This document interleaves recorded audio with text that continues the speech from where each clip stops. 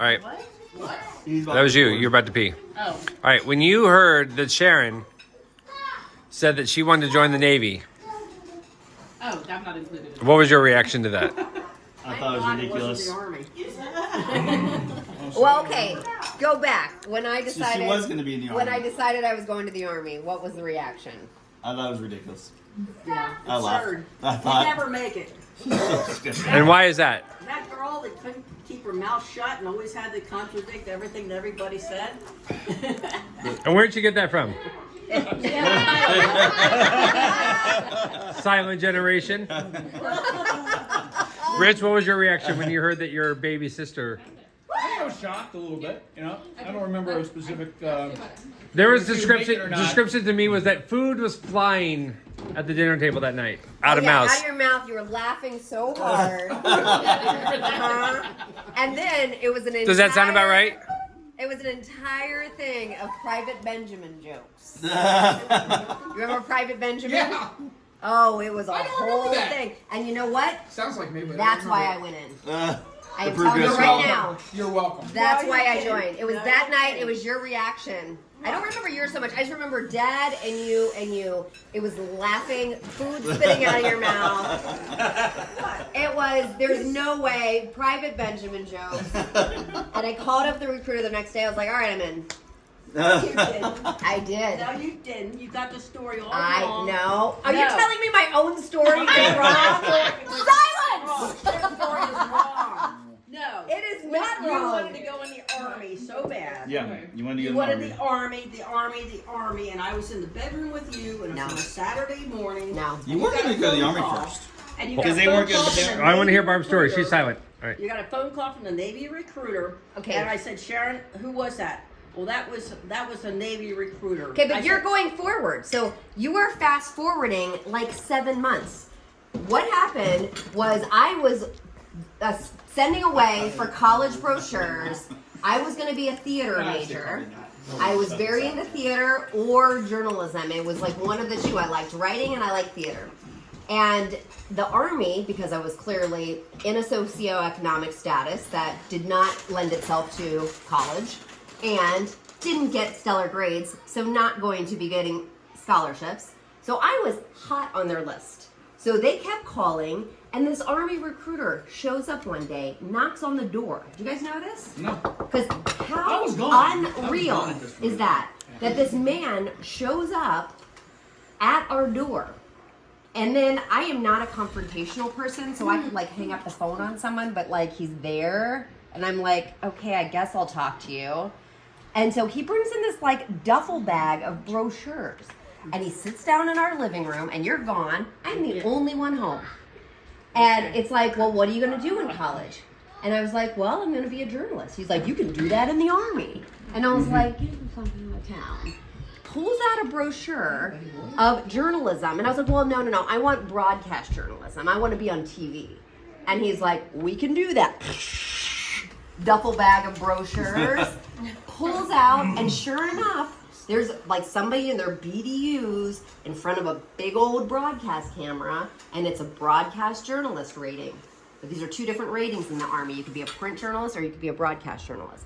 And I was like, what?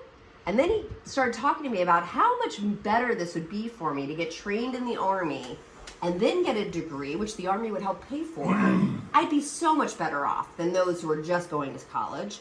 And really, how am I going to pay for that anyway? So I was like, all right, well, that, I just never thought about, the Army. As you can imagine, I was not the person thinking about the Army. And at the dinner table, because as you may remember or may not, I used to bring up that I was going to different colleges a lot. Like, I'm interested in Hawaii. The University of New Mexico. And it was like always far away from home. far away from home, as far as you can go. And so I was always this, like constantly, and they were used to this. And then I said, I'm thinking about going to the Army. And that's when food flew out of mouth. I mean, What? hysterics. And then Dad brought up Private Benjamin, and then they all leaned into Private that. Benjamin. And I was like, well, fuck all of you. And that was it. And that's when I called up the Army recruiter and said, okay, I'm in. What do I need to do? I just remember the jokes we would make where we'd insert all the different career options that you thought about into one thing. Like you were going to be jumping out of planes while writing reports. And what was the other thing she wanted to do? There's all these different career paths. So it's always going to be journalism. It was always going to be journalism. And they weren't coming through for you. So I had to go, and they would take me up. I had to go. They sent me overnight again. Kind of shocking. I was only 15 at the time, maybe 16, and I was 16 because I graduated at 17, and so I was 15 or 16 at the time. I was Lindley's age. I was a junior. Okay. And then it's like, well, you need to go to Indianapolis and do this voice testing thing at Fort Benjamin Harrison. And it was an entire overnight thing. They put us up in a hotel. Do you remember this? Kelly, would you allow Lindley to be Remember this? picked up by a stranger and be taken across state lines? You guys were so checked out. You were doing the box play stuff. You didn't even know what was happening. And I'm like, it was all fine and well. But nowadays, I'm like, how not okay is that? Like a male recruiter picking up a 15, 16-year-old girl, staying at a hotel, and so, but they did that, and they would stay at the hotel, and then it was like a 6 a.m. wake-up call, and it's like you had to go do your whole physical and everything else because they had to make sure you would be qualified. And then I went in and did this whole broadcast voice testing stuff. And it's like, well, you passed with flying colors, did this written test. It's like you passed with flying colors. I qualified for all the things to be this job. And then they couldn't get it to me. Yeah. I remember it was like 6 months. You kept waiting and waiting and I'd have to go back. It was like they open up the billets once a month. So it was like once a month I'd have to go through this whole ordeal where I'm going to this downtown place and I'm doing this whole thing. And I remember the Army recruiter, not the recruiter, my recruiter, but the guy who was down there at the detailing office who was trying to convince me to take any other job. Was like, you've gone this far, you're just sign the paper. I remember that. And I was like, no, not a chance. No, I have a contract with what I'm You doing. told me, well, I had no contract at that point. Right, but you want So a it's like, you contract told me this is what I could do. This is the only reason I'm coming in. If you can't give it to me, I'm not coming in. Yeah. And that was the one thing that Dad told me, and he was really Yeah. like, do not go in without that contract for that Yeah. job. Yeah. And so I was like, all right, well, I guess I'll probably end up missing out because at this point I didn't apply to college. All my friends were getting their college application letters back. So I was a little bit panicked. But at the same time, I'm like, you said you'd give this to me and you can't give it to me. And then that's where Rob Fancher, you remember Rob Fancher? Yeah. Okay, he went to the Navy. No, it was Brian. It was Brian. It was Kleiner. not. God, Mom, stop telling me my own life story. It was not Brian Kleiner. It was Rob Fancher, and he was in the Navy, and he and I were friends. Yeah. And he was so distraught that I was going to go to the Army that he called up the Navy recruiter and said, do not let her make this mistake. And so the Navy recruiter called, and I was like, look, I'm over all of you. I am just done with this. Stop interrupting me. Silent. Silent generation. Silent. Silent. I remember that one. Silent. And so anyway, he called him up and I was like, I'm done. I'm not gonna do this anymore. I'm not. And so it's like, and that Navy recruiter's office was in this little strip mall, and it was right down from the Army recruiter. I said, I'm not taking any more of your tests. I'm not doing this game.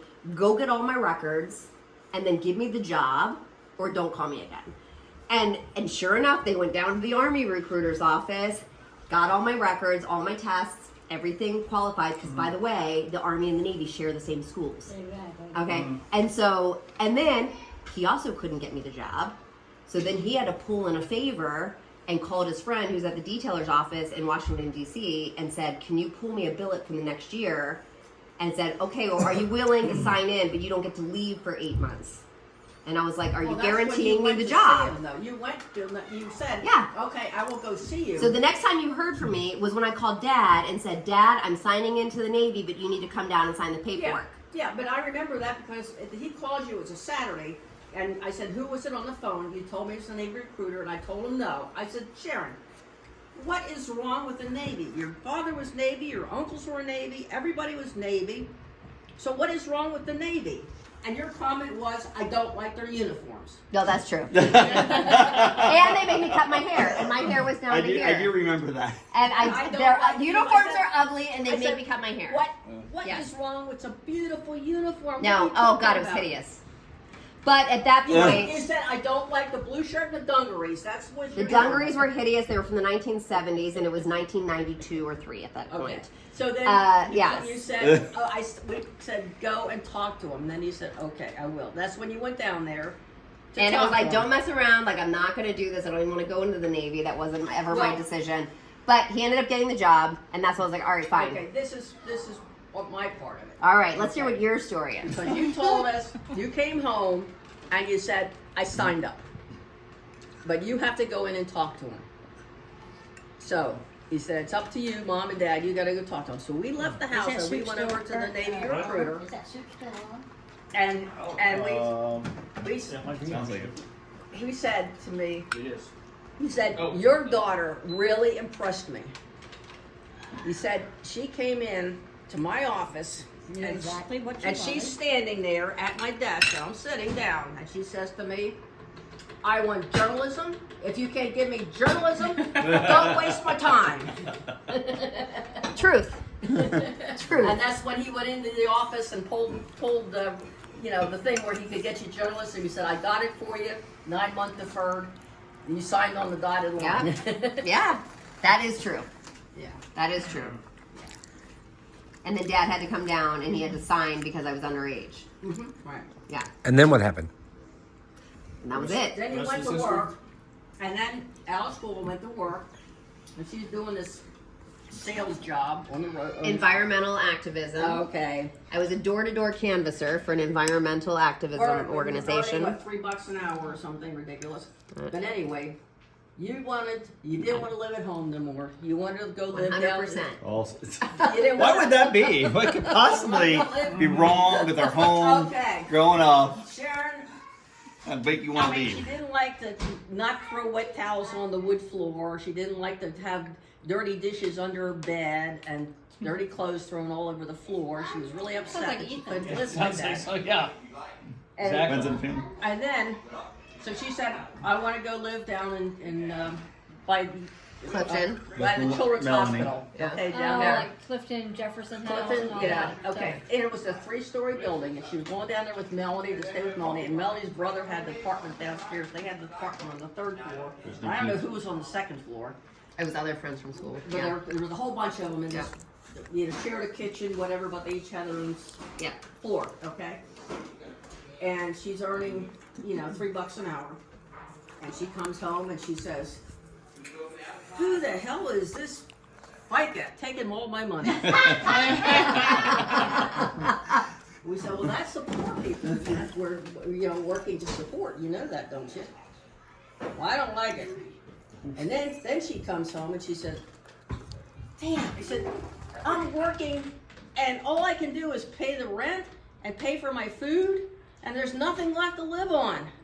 We said, well, welcome to the real world, Sharon, That's the way it is. And then it was like January, and I think your gas and electric bill was like $1,000 that month because the place. Oh, it was awful. And it was like a polar vortex sort of thing, and that house did not have heating. And we all had to pile into one room with a space heater, and I was like, I'm surprised we lived. Yeah. So anyway, It was she says, freezing. Mom, Dad, can I come back home? And we said, so I go into the Navy. We said, yes, sure, but you live by our rules. You can come back as long as you live by our rules. Did I come back? Yeah, you came back. Yeah, you did. I don't remember that. Until you went Yeah, out. as you were living there when I was going to school. So what was your Driving situation? to school some mornings. So what was your perception, David, of your sister doing all this? Because obviously Dad had his heart attack when I was Yeah, still living. Stephanie passed away. And then Stephanie passed away. So it must have been after Dad had his heart attack that I came back and lived at home. No, Yeah. you were living there. His mom could not find me. No, You could not find me when Dad had his heart attack because there was no cell phones at that time. I called you at home when Stephanie passed away. I'm not talking about Stephanie, I'm talking about Dad. But that was only like 3 weeks later. Yeah, Yeah, so Dad I had must his have heart moved attack, home and right then- after Dad had his heart Dad had attack. his heart attack, and then Stephanie died within like a week or two. It was a couple weeks, so I must have moved back home right after. Right in that time period. And it was like, because it was very upsetting because we only had like one home phone, and if I'm not there, Right. you couldn't, there was no way of reaching. And so like Dad was in the hospital for at least a day before you even reached me to tell me. This is Well, for a meter. I Thank He on said that he wants story, apple pie. I was at home I got home from school. Get your apple pie. Nobody came home. Get your pie. It's 7, 8 o'clock at night. Nobody's home. I make myself dinner. Here it is. What do I you watch the say? TV. It's 11 o'clock at night. I still had not heard from mom and dad. I have no idea why they're gone, where they are, nothing from them. And mom comes home at like 11:30 and says, "Oh yeah, by the way, your dad had a heart attack today." And Silent. that's how I found out. No one said, "Hey, let's call David and just let him know that we're at the hospital." And this is Silent what's going generation. on." That's how it works. I mean, that would be because how old was I at that time? I don't know, it's 94. 94, so I was 14 years old. That's like us not telling Alice, and shit, it's 10, 11 o'clock at night, and just being like, oh yeah, I should let her know that Dad had a heart attack. And that we're at the hospital. Nothing. Not a You can word. imagine the stress too. I mean, I was there running the store. Always thinking about you, David. Always Think about me. It's really hot, Robert. Thought I had the heart attack, and I'm in the hospital trying to deal with that. And Could have made a phone call home. Feel like, so what's going on? It's a sore spot. It's a sore spot. we didn't have any cell phones either at that time. I was at home. You could have called our home number. So many numbers to remember. So many digits.